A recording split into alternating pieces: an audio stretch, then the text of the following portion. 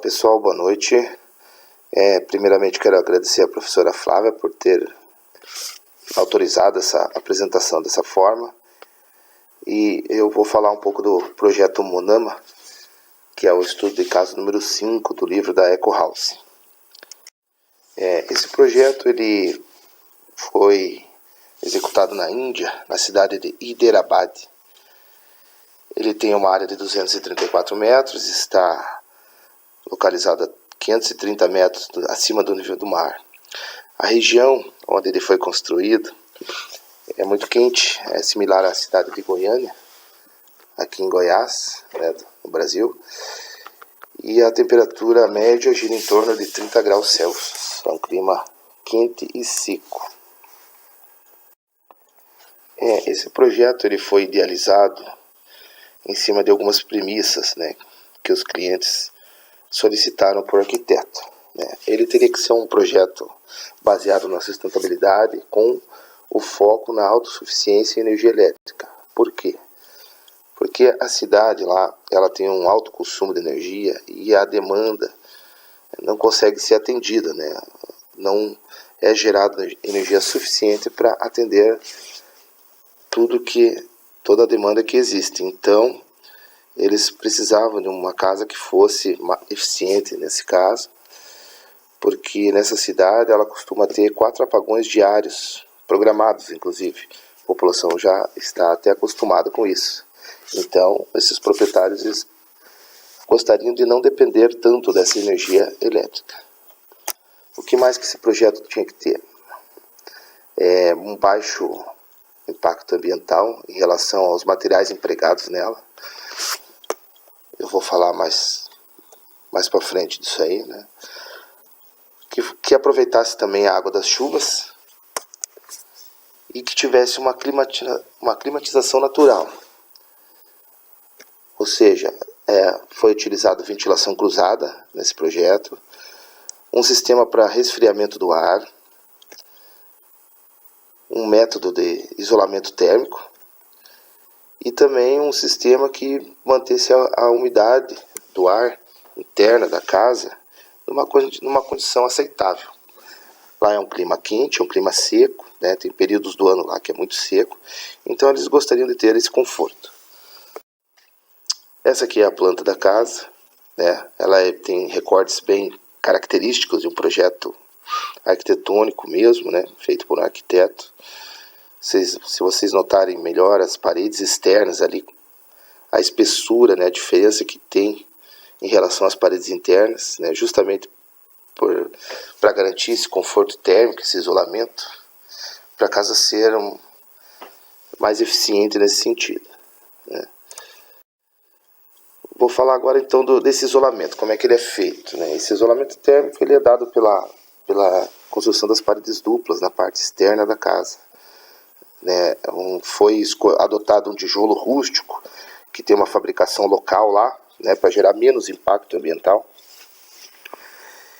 Na parte externa, na parede externa, esse tijolo rústico, e na parede interna, para um acabamento, um bloco, um tijolo de melhor qualidade. Entre essas duas paredes ficou um vão, criando uma massa de ar que garante esse isolamento térmico da parte de fora com a parte de dentro. Aqui está o detalhe da parede, Pode ver que a parede externa ela é mais larga do que a parede interna e no meio ali tem um vão ali para o ar fazer esse bloqueio. O aproveitamento da água da chuva. Bem, esse aproveitamento da água da chuva ele é feito de duas maneiras. A primeira é armazenar essa água num reservatório em períodos de estiagem. Como já foi falado anteriormente, lá é um clima seco, então tem períodos do ano lá que chega a faltar água potável. Então, por isso foi adotado esse reservatório, que ele foi construído embaixo da garagem. Da seguinte maneira, vocês olhando na figura ali, tem um reservatório que está embaixo da garagem, é um reservatório subterrâneo. Na parede da garagem, na própria parede, foi feito um filtro de areia que faz como é que eu posso dizer, que faz a filtragem dessa água, né? Ao mesmo tempo que ele faz a filtragem, ele tem um pequeno reservatório ali embaixo, antes de chegar no reservatório subterrâneo. Esse reservatório tem uma torneirinha ali, ó. Então essa água pode ser usada sem a adoção de bomba, caso precise ali para utilizar no jardim, alguma coisa do tipo. Mas esse sistema, então, o primeiro uso para esse aproveitamento da água seria a armazenagem para futuro consumo em período de estiagem. O segundo uso seria o aquecimento da água, sem a utilização da energia elétrica. Bem, aqui a gente conhece vários tipos de aquecimento da água. Esse, porém, é um sistema interessante. Vocês olhando essa figura, parece não ter nexo nenhum. Mas você olhando a parte mais acima ali, a superior, seria um reservatório de água que está ligado no lado direito, lado esquerdo, desculpe, a dutos que ficam no telhado. Podem ver ali que tem dois dutos, né? Um para baixo, um mais embaixo e um mais em cima. O que acontece? Esse reservatório em cima ali, ele é sempre alimentado com água fria. A água fria, ela fica no fundo do reservatório. Então ela desce pela tubulação, e à medida que ela vai descendo pela tubulação, ela vai sendo aquecida pelo sol, né? O sol aquece essa água, ela se torna mais leve, digamos assim, e volta para o reservatório. Na parte superior do reservatório, onde ela está quente, ela passa por um sifão para um outro reservatório interno, né? Ali mais à direita agora. Esse reservatório interno, aí sim ele tem um sistema de aquecimento elétrico, pode ver que tem uma tomadinha ali, que mantém essa água aquecida para o uso interno, né? Chuveiro, torneiras e tal. Então, só que esse aquecimento elétrico ele é bem menor do que seria se pegasse uma água fria diretamente.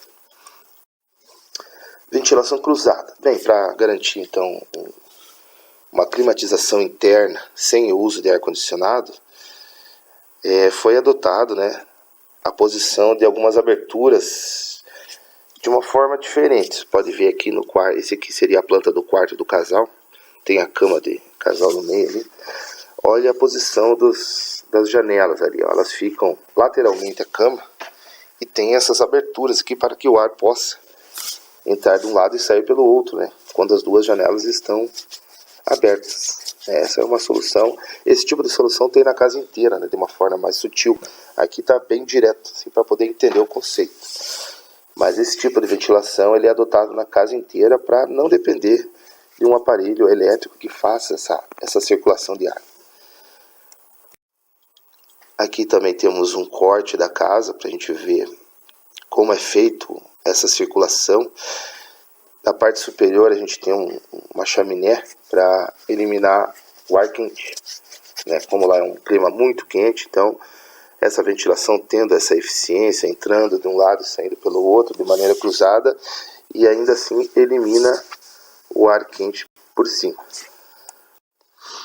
Resfriamento do ar. Bem, a gente já falou ali da ventilação cruzada, que ajuda nessa questão da temperatura interna, né? O ar em movimento ali, ele vai perdendo calor.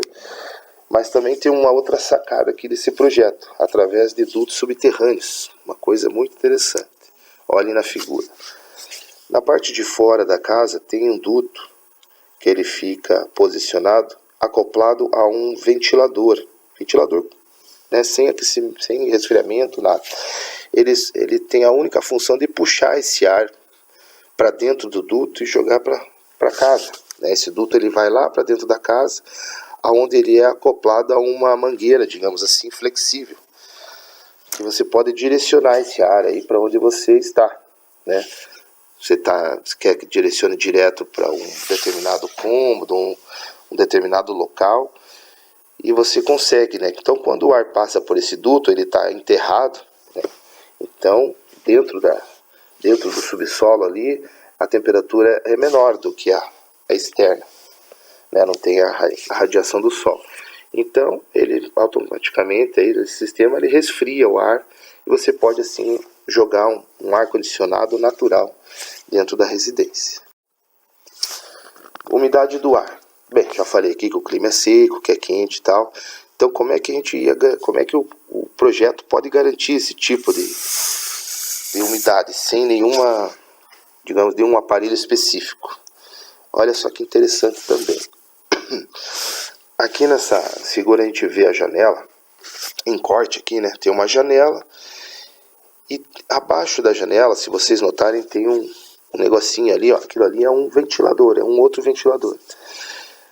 Aliado a esse ventilador, temos um espelho d'água que fica para a parte de fora da casa, né? Então, essa água, como fica na parte de fora, ela tem uma evaporação constante pelo clima e tal. Então, esse vapor que vai saindo dela ali, ó, esse ventilador ele capta e joga para dentro da casa. Então, ele joga essa umidade que seria perdida para o lado de fora para dentro da casa para garantir esse nível da umidade um pouco mais confortável, né, para os integrantes. Bem, então esse aqui foi o meu projeto Monama, né? Eu mais uma vez agradeço a todos aí e espero ter contribuído aí para todo mundo um pouquinho mais aí. Valeu, obrigado.